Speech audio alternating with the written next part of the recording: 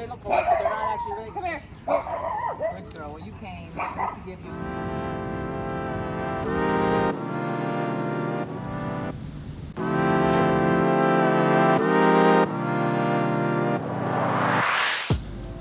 So this is the brand new iPhone 12. This is the iPhone 12 green color. Been inside for the last 7 months, and it'd be nice to see the outdoors for a little bit. Green fitting with the greenery around me. So we have the iPhone 12. This launches on Friday, October 23rd. Pre-orders began last week, and this unit was provided by Apple for hands-on experience. Along with the iPhone 12, we also have the brand new iPhone 12 and 12 Pro clear case, as well as the Magsafe Charger. There's been a lot of talk about the Magsafe Charger. It's actually one of the biggest surprises that came out of the last Apple event. For good reason. Apple kind of just innovated with the wireless charger, which it's nice to see that, because wireless chargers were kind of getting a little boring. So keep in mind, I'm legally blind, so I'm experiencing this whole unboxing as well as the setup process a little bit differently, and hopefully you'll see the difference. Now, off the bat, you may notice that this iPhone box is a lot thinner than past ones, and yeah, it's because there is a cost that came with having a smaller box, as in the cost of a power adapter brick, as well as the earpods that came with the phone prior. So no more headphones, no more power brick. What you will find in the actual box is the iPhone itself, manual, all that, but a lightning to USB-C cable. This is the green model.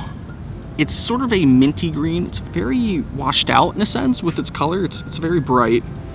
And as mentioned before, there's that one other accessory you'll find. It's the USB Type-C version. So it will enable for fast charging, which is good.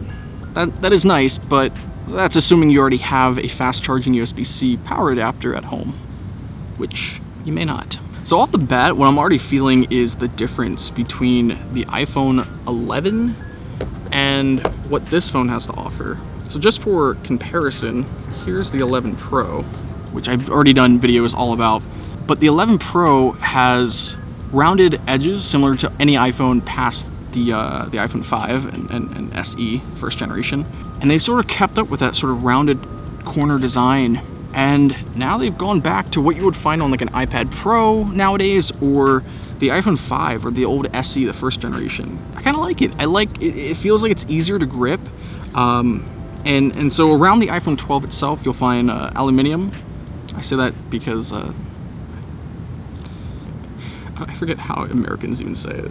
My girlfriend's British, so I'm like, just heard that so frequently. So in comparison to the 12, on the 12 Pro, you'll find stainless steel around the actual bands of the phone. And it's pretty standard in design. As you'd expect, you have the power, sleep, wake button, volume, and the volume switcher. It's still lightning in terms of charging on the bottom, so no USB-C.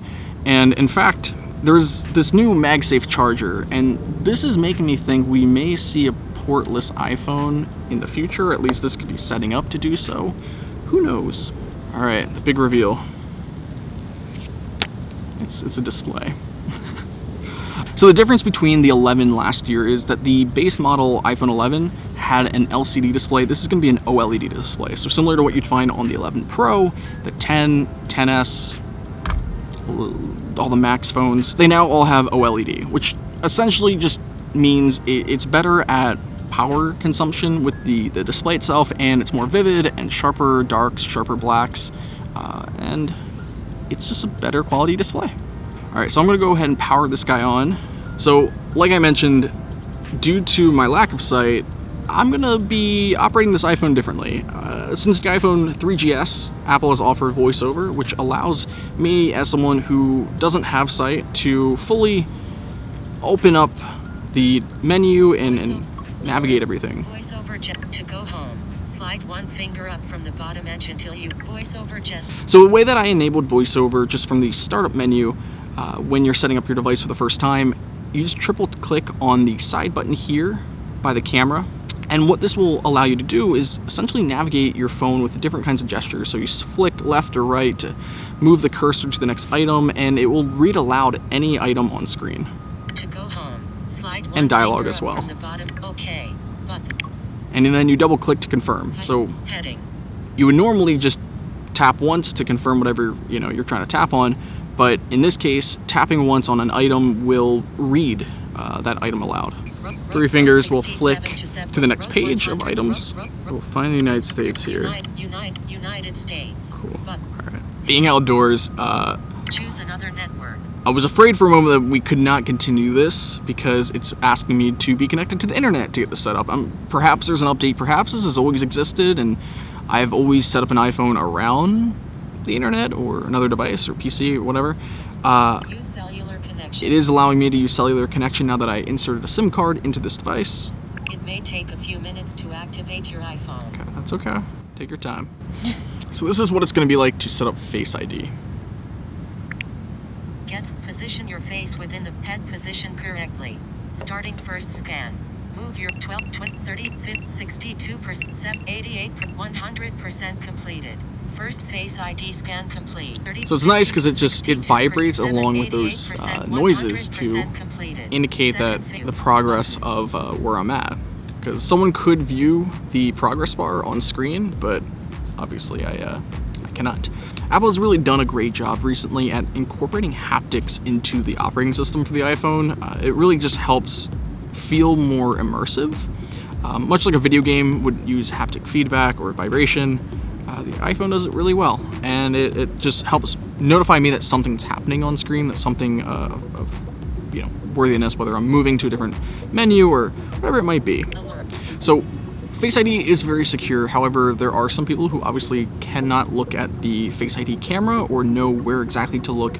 So Face ID can sort of strip that level of security for the sake of accessibility. It's just great to know. You can always toggle it on or off. So here we are. We're at the iOS 14 home menu. There's no widgets or anything currently. We're not looking to do that right now. My impressions so far, I really do like this build quality. It feels good. It feels like there's a better grip on it. Yeah, no, I really don't have any kinds of complaints here. Now this phone is rocking the A14 chip. It's the same one that you'll find in the iPad Air that just launched on the exact same day as the iPhone 12 and 12 Pro. The A14 chip, again, Apple's already been light years ahead in terms of mobile chips, and yeah, they just probably made it harder for the competition to even keep up with the last generation one. So there's that. I'm someone who doesn't typically drop their phone. Happened one time to me, and since then I've been sure to always have a case. However, Apple is saying that the glass on this iPhone has 4 times better drop performance. Now again, keep in mind it's glass, so even though they've added ceramic to the glass, it's still glass. I would always recommend having a case. And speaking of, let's do this now before I forget later. Now this is the clear case, and you might be wondering, what is this thing that's not so clear in the center?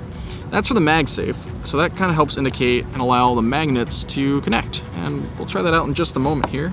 Let's go ahead and click this guy into place. So that's gonna be the clear case this year. Again, there's a part of it that isn't so clear. 251. So let's check out the brand new Magsafe Charger. Very easy to unbox here. Now keep in mind, this is a separate purchase. It's not gonna come with the iPhone, and they retail, I think, for 39 bucks. It is going to be USB Type-C, so if you have any USB Type-C ports, also possibly a computer, PC or Mac that supports that, or maybe even an iPad Pro could charge it. And the magnet is a little heavier than I was kind of expecting. It's not terrible, but... So what I'm going to do is take this Mophie XL. Got a Mophie charging pack here. It's turned on. It's ready to supply power. And... 2:54 p.m. Thank you for the update on the time, Siri.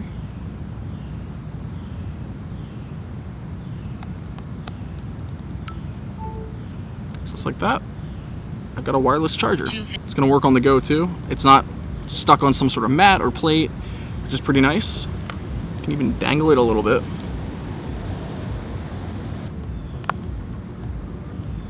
So again, this is the iPhone 12. It's got 2 cameras on the back. You got your wide and your ultra wide.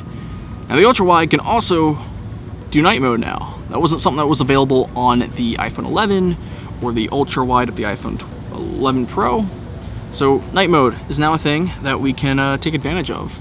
This is also the very first camera, along with the 12 Pro, to launch that can actually shoot in 4K HDR Dolby Vision. The fact that you can capture that and also edit Dolby Vision at 30 frames per second on the 12, up to 60 frames per second on the iPhone 12 Pro and 12 Pro Max. So just keep that in mind. But that is a workflow that typically high-end, expensive cameras require a very massive Mac or PC to edit. So yeah, I'm pretty stoked and excited about that. As again, a video guy, I shoot a lot of video.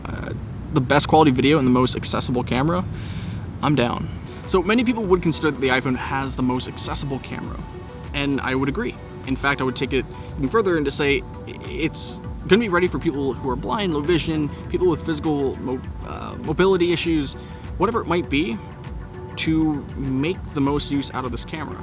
So that's something that a lot of DSLRs or point and shoot cameras just cannot and do not offer.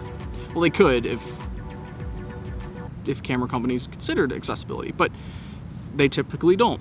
Not only is this just very easy to open up the camera app and take a really good photo, with that A14 chip, it's doing all this post-processing, in-the-moment processing for the smart HDR, Dolby Vision, all that to get the best accurate photos for you with minimal work or technical knowledge of how cameras use light and shadows and all that good stuff, or if you just can't see it. So I'm gonna go ahead and open this up.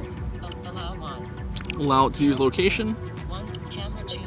Choose the camera. I'm gonna do we're gonna take a selfie here, and I'm gonna do it completely blind here. Centered. Camera mode. Portrait. Depth effect enable. Take picture. Take picture. So there's the shutter button. Centered. Tells me that I'm centered. If I want to move a little bit, Right edge. now I'm near the right edge. Centered. Near left edge. Left edge. Centered. All right. So we're gonna go ahead and take a portrait selfie here. Take picture. Button. Okay. Near left edge. How did that look? Let me know in the comments. As a filmmaker, the iPhone 12's camera improvements are what truly excite me. The iPhone 12 Pro and Pro Max will offer even more within their camera systems, and I really do think that this year, the iPhone could potentially replace your point-and-shoot camera, if you still happen to have one. Let me know in the comments, what new features on the iPhone 12 are you most excited for this year? 5G, the new camera improvements, or even Magsafe? I would like to hear from you. I hope that you could see different today, and I'll hear you next time.